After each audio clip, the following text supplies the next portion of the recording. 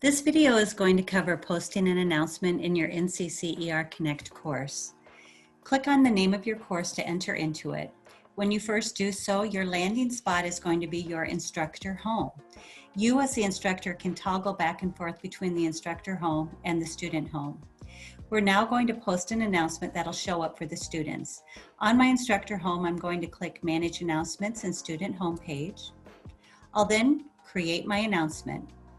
I can post my announcement on a particular day and have it removed on a particular day if I would like. I'm just going to welcome my students to class. And again, you're going to need a title and a body here for the announcement. When I post my announcement, I can save it as an announcement, or I could save it and email it if I choose. We're just going to save it as an announcement. I'm going to go back into my course home. And now I'm going to go to my student home to see the announcement.